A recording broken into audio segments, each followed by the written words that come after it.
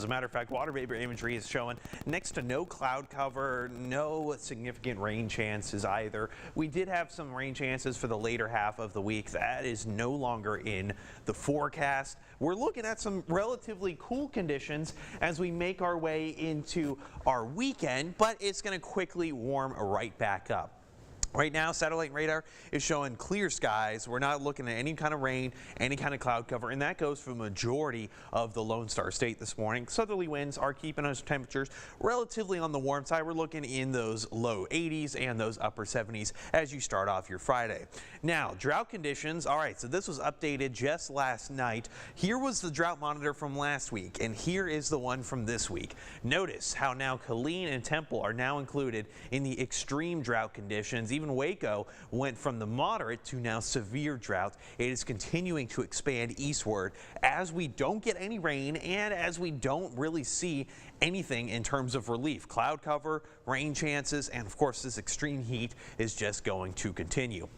It's not just the heat I'm worried about, though, especially given that we're going into the later parts of the summer months. So we're starting to see an increase in our elevated fire dangers and wildfire threat. And it's following basically what that drought monitor is showing with the latest update. Now, you know what Smokey the Bear says, only you can prevent forest fires. He's absolutely right, because majority of these are human caused. So and obviously we don't typically try to cause them unless you're crazy. Nonetheless, though, all right, avoid tossing lit cigarettes. Don't park or drive on tall grass. Don't drag tow chains. And of course, observe those burn bans too. Don't be out there burning trash, especially considering all of our counties are currently under a burn ban. Temperature-wise, though, this is going to be a little bit more on the pleasant side. We're talking 100 degrees for Killeen and Temple, 101 for Waco, 100 for Hillsboro. Mahia, only 99 degrees. You know what? I will certainly accept it. Going into the overnight, well, we're going to cool down into those mid-70s for the most part. Still picking up those winds a little bit from the south, about 10 to 15 miles an hour. By tomorrow, looking in the same kind of boat. Out to the west a little bit. Hey, look at that. Goldthwaite at 98, Comanche Hamilton at 99, 100 degrees along the I-35 corridor.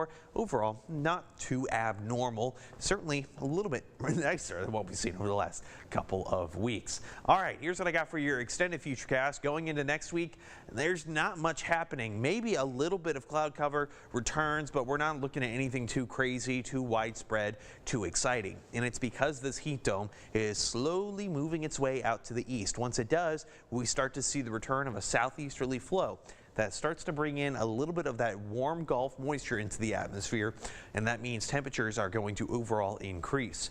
Speaking of Gulf moisture, well, this is more Atlantic moisture. We're keeping an eye on the tropics. Look at our system that was just off the coast of Africa. This is already up to a 10% chance of development within the next 2 days. 50% chance over the next 7 days. I think this is going to be our next named system if it keeps going in this direction. On your next 7 days, look at that. Friday, Saturday, enjoy the next few days. Sunday, it starts to heat back up again. Monday, 104. Monday, Tuesday.